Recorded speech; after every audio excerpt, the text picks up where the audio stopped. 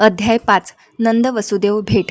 भगवान श्रीकृष्ण हे खरे पाहता वसुदेव आणि देवकी यांचे पुत्र होते, परंतु कंसाच्या क्रूर कृत्यामुळे त्यांना आपल्या पुत्राचा जातकर्म संस्कार साजरा करण्याचे सुख प्राप्त झाले नाही. तथापि पालक पिता श्री नंद महाराज यांनी श्रीकृष्णाचा जन्मोत्सव मोठ्या उत्साहाने साजरा केला. दुसऱ्या दिवशी यशोदेला पुत्र झाल्याची वार्ता सर्वत्र समजली. वैदिक पथेप्रमाणे नंद महाराजांनी आपल्या आत्मजांचे जातकर्म संपन्न करण्यास विद्वान ज्योतिष तज्ज्ञांना आणि ब्राह्मणांना पाचारण केले. मुलाच्या जन्मानंतर ज्योतिष तज्ज्ञ मुलाच्या जन्मवेळेनुसार त्याच्या भावी जीवनाची कुंडली मांडतात. मुलाच्या जन्मानंतर दुसरा समारंभ होत असतो, त्यावेळी कुटुंबीय मंडळी स्नान करतात आणि स्वतःला पुष्पाने अलंकाराने अलंकृत करून मुलाच्या भावी जीवनाविषयी श्रवण करण्याकरिता बालकांसह ज्योतिषासमोर येतात. नंद महाराज आणि इतर कुटुंबातील सदस्य स्नानादी आटोपून जन्मस्थानी येऊन बसले. त्याप्रसंगी येथे उपस्थित ब्राह्मणांनी पवित्र मंत्रांचे उच्चारण केले आणि त्याचवेळी ज्योतिषाने जातकर्म संस्कार पार पाडला. अशा प्रसंगी सर्व देवी देवतांची आणि कुळातील पितरांची पूजा करण्यात येत असते. या प्रसंगी नंद महाराजांनी ब्राह्मणांना वस्त्रभूषणांनी अलंकृत 2 लाख गायींचे दान दिले. धान्याचे पर्वत दान केले. तसेच सुवर्णांच्या जरीची वस्त्रे आणि अलंकारांचे प्रचूर प्रमाणात वितरण केले. या भौतिक जगात आपण अनेक मार्गांनी धनसंपत्ती प्राप्त करीत असतो, परंतु प्रत्येक वेळी अशी संपत्ती अतिशय प्रामाणिकपणे आणि धर्ममार्गानेच आपल्याकडे आलेले असते असेही नाही, कारण संपत्ती संग्रहित करण्याचा तो एक स्वभाव आहे. वैदिक आज्ञांनुसार अशी संपत्ती ब्राह्मणांना गायी आणि सुवर्णदान करून शुद्ध करावी लागते. नवजात बालकाला देखील ब्राह्मणांना धान्यादी अर्पण करून शुद्ध करावे लागते. आपण हे जाणणे आवश्यक आहे की आपण सदैव अशुद्ध स्थितीतच राहत असतो, म्हणून आपण आपले आयुष्य आपला धनसंग्रह शुद्ध करावयाचा असतो आणि स्वतःचेही शुद्धीकरण करावयाचे असते. आपले जीवन नित्याच्या स्नानाने, अंतर्बाह्य स्वच्छता केल्याने आणि शुद्धीकरणाच्या दशसंस्कारांनी शुद्ध होत असते. तप, व्रते, भगवत आराधना आणि दान यांनी धनसंपत्तीचे शुद्धीकरण होत असते. वेदाध्ययनाने, आत्मसाक्षात्कारातील प्रयत्नाने आणि परमसत्याला जाणून घेण्याने आपण स्वतःला शुद्ध करीत असतो. याचकरिता वैदिक वाङ्मयात म्हटले आहे की प्रत्येक जण जन्मतः शूद्र आहे आणि शुद्धीकरण प्रक्रियेचा अवलंब करून मनुष्य द्विज होत असतो. वेदाचे अध्ययन करून मनुष्य विप्र होतो. ही ब्राह्मणत्वाला प्राप्त होण्याची प्राथमिक गुणवत्ता आहे. जेव्हा मनुष्य परमसत्याला पूर्णत्वाने जाणतो तेव्हा त्याला ब्राह्मण म्हटले जाते. जेव्हा ब्राह्मण अधिक प्रगती करतो तेव्हा तो वैष्णव अथवा भक्त होतो. या जन्मोत्सवात मुलाला उत्तम भाग्य प्राप्त व्हावे यासाठी उपस्थित ब्राह्मण वेगवेगळ्या वैदिक मंत्रांचे उच्चारण करू लागले. सूत पुराणाचा पाठ करू लागले. मगध, वंदी, भाट, बिरुदावली गाऊ लागले. अशा मंत्रांच्या ध्वनीसोबत आणि गायनासोबत प्रसादाबाहेर शिंगे, तुताऱ्या, नगारे वाजू लागले. या शुभप्रसंगी घराघरातून, कोरोनातून हर्षभरीत सुस्वर निनादू लागले. घरांमधून आणि घराबाहेर तांदळाच्या पिठाने विविध कलात्मक चित्रे काढण्यात आली. गोकुळातील मार्गांवरून सर्वत्र सुगंधी जल शिंपडण्यात आले. घराची छते, भिंती निरनिळ्या तोरणांनी आणि पताकांनी तसेच हिरव्या डहाळ्यांनी सुशोभित करण्यात आल्या. हिरव्या पानांनी आणि सुंदर फुलांनी प्रवेशद्वारे उभारण्यात आली.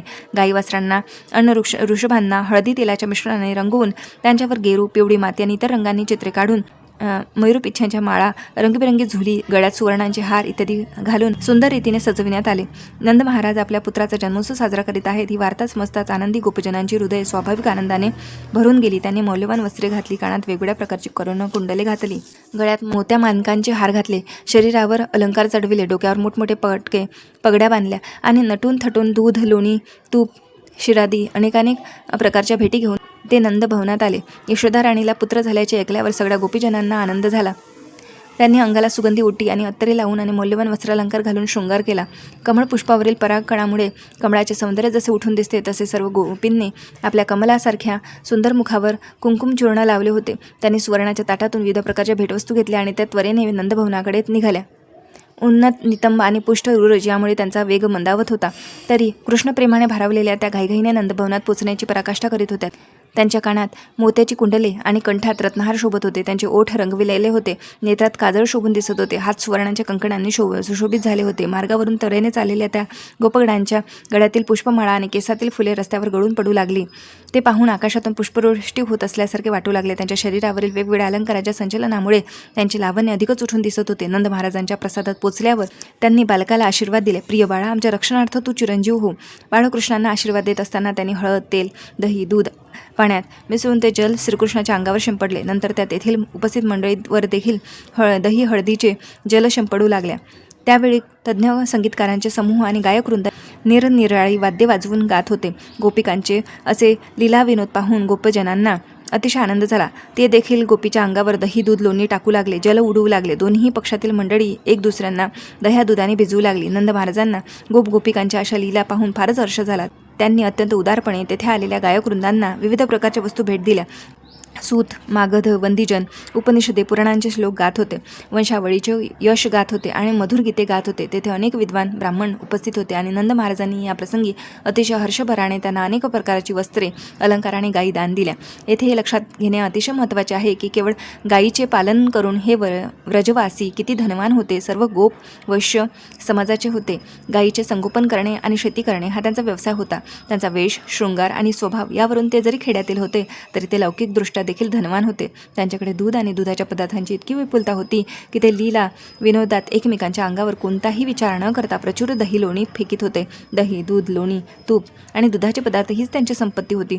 तसेच कृषी उत्पन्नाचा व्यापार ते मौल्यवान वस्त्रालंकारांनी समृद्ध होते. ते अशा वस्तूचा केवळ संग्रह करून ठेवीत नसत तर नंद महाराजांप्रमाणे त्याचे प्रचूर प्रमाणात दान करीत असत. अशा रीतीने भगवान श्रीकृष्णांचे पिता नंद महाराज तेथे आलेल्या सर्व मंडळींच्या इच्छा पूर्ण करू लागले. त्यांनी प्रत्येकाचा स्वागत सत्कार केला आणि त्यांच्या मनोवांछित वस्तू त्यांना भेट दिल्या.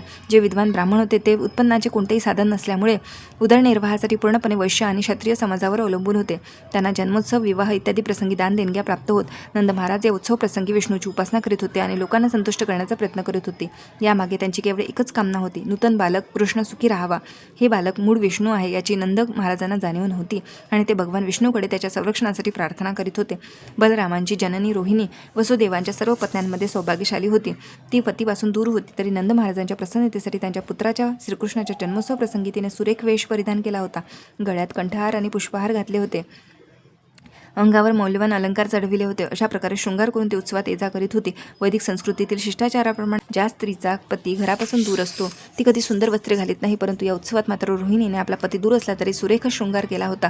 श्रीकृष्णाच्या जन्मोत्सवातील ऐश्वर्य यावरून असे स्पष्ट होते की वृंदावन सर्व दृष्टींनी समृद्ध होते. भगवान श्रीकृष्णांनी नंद महाराजांच्या आणि यशोदा मातेच्या घरी जन्म घेतल्यामुळे सौभाग्याची देवी लक्ष्मी हिला वृंदावनात आपले ऐश्वर्य प्रकट करावे लागले. यावरून असे समजते की वृंदावन अगोदरपासूनच लक्ष्मी देवीचे क्रीडास्थान झाले होते. जन्मोत्सव मोठ्या आनंदात साजरा झाला. आता नंद महाराजांनी कंसाच्या शासनाचा कर चुकविण्यासाठी मथुरेला जाण्याचे ठरविले. जाण्याअगोदर त्यांनी वृंदावनातील समर्थ गोपजनांना बोलावून घेतले आणि आपल्या अनुपस्थितीत वृंदावनाच्या संरक्षणाचे उत्तरदायित्व त्यांच्यावर सोपविले. नंद महाराज मथुरेत पोचले आणि ही वार्ता वसुदेवांना समजली. वसुदेव आपल्या मित्राचे अभिनंदन करण्यासाठी फारच उत्सुक होते. ते नंद महाराजांच्या निवासस्थानी गेले.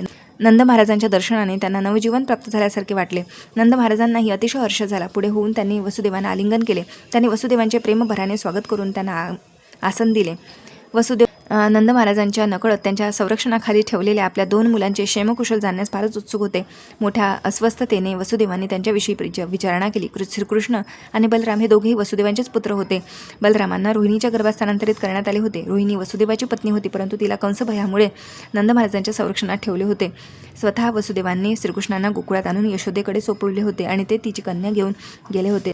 नंद महाराजांना बलराम हे वसुदेवांचे पुत्र असल्याचे माहीत होते, परंतु श्रीकृष्ण हे देखील त्यांचेच पुत्र होते हे मात्र त्यांना ठाऊक नव्हते. वसुदेवांनी आपल्या दोन्ही मुलांची मोठ्या उत्सुकतेने विचारपूस केली आणि ते नंद महाराजांना म्हणाले, प्रिय बंधू, तुम्ही वृद्ध झाला होता आणि पुत्रप्राप्तीसाठी फारच उत्सुक होता, परंतु तुम्हाला पुत्रप्राप्ती झाली नाही. आता ईश्वर कृपेने तुम्हाला एका चांगल्या पुत्राच्या प्राप्तीचे सौभाग्य लाभले आहे. ही घटना तुमच्यासाठी फारच मंगलदायक आहे असे मला वाटते.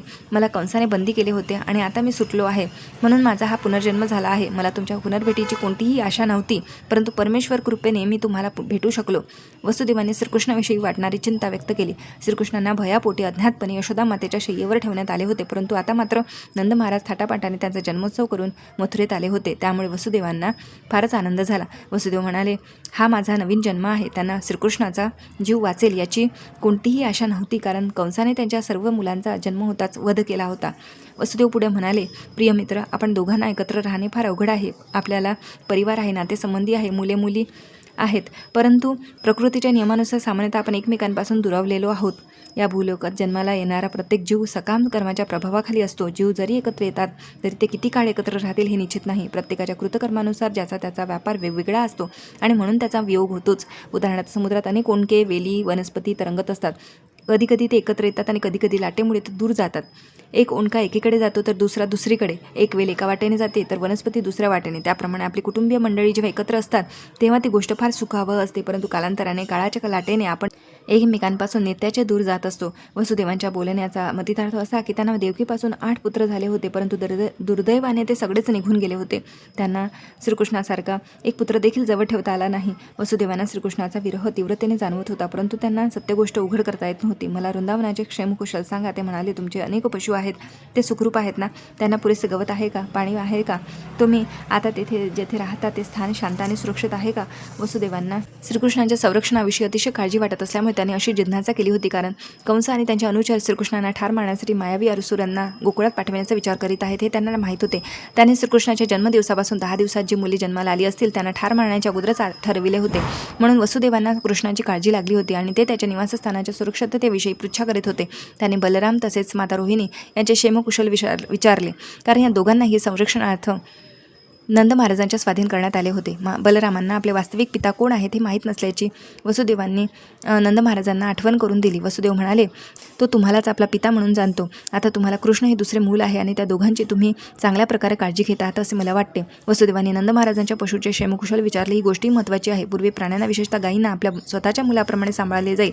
वसुदेव क्षत्रिय होते आणि नंद महाराज वैश्य. मानवजातीचे संरक्षण करणे हे क्षत्रियांचे कर्तव्य आहे आणि गायीचे संरक्षण करणे हे वैश्यांचे कर्तव्य आहे. गायी नागरिकांनी महत्त्वाचे आहे. जसे मानव जातीला सर्व प्रकारचे संरक्षण देणे आवश्यक आहे, तसे गायींना देखील पूर्ण संरक्षण देण्यात आले पाहिजे.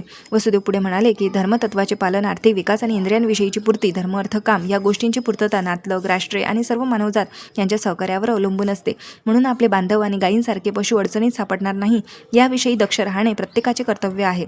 प्रत्येकाने बांधवाच्या आणि पशूंच्या शांतीसुखाकडे लक्ष दिले पाहिजे. तरच धर्म, अर्थ, काम अशा पुरुषार्थांची कोणत्याही अडचणीविना सिद्धता होऊ शकते. आपण देवकीपासून झालेल्या आपल्या पुत्रांना संरक्षण देऊ शकलो नाही याचे वसुदेवांनी दुःख प्रकट केले. त्यांना असे वाटत होते की आपण आपले कर्तव्य पार पडू शकलो नाही, म्हणून आपले सर्व पुरुषार्थ नष्ट झाले आहेत. वसुदेवांचे बोलणे ऐकून नंद महाराजांनी उत्तर दिले, प्रिय वसुदेव, तुम्ही अतिशय खंत करीत आहात हे मी जाणतो. क्रूर कंसाने देवकीपासून झालेले तुमचे सर्व पुत्र ठार मारले आहे. तथापि शेवटी एक मुलगी झाली, परंतु तिला कंस प्रयत्न करूनही ठार मारू शकला नाही. ती उच्च लोकात निघून गेली. प्रिय मित्र, दुःख करून काय होणार? आपण सगळेच पूर्वीच्या अज्ञात कर्मांनी बद्ध आहोत. प्रत्येकजण आपल्या पूर्वकर्मांची फळे भोगायला बाध्य आहे. कर्माचे आणि कर्मफळाचे सिद्धांत ज्याला चांगल्या रीतीने माहीत आहेत तो ज्ञानी होय. असा मनुष्य सुखदुःखाच्या कोणत्याही प्रसंगी व्यथित होत नाही. वसुदेव म्हणाले, प्रिय नंद, तुम्ही शासकीय कर भरला असेल तर त्वरित आपल्या घरी परत जा, कारण गोकुळात काही उत्पात झाला असावा असे मला वाटते. नंद महाराज आणि वसुदेव यांच्यातील मित्रत्वाची बोलणी येथे थांबली. वसुदेव स्वस्थानी निघून गेले. शासनाचा कर देण्याकरिता मथुरेला आलेले नंद महाराजांनी आणि त्यांच्या समवेतचे इतर गोप देखील गोकुळात परत गेले. अशा रीतीने कृष्ण पूर्ण पुरुषोत्तम भगवान या ग्रंथातील नंद वसुदेव भेट नामक अध्यायातील भक्तिवेदांत भाष्य संपन्न.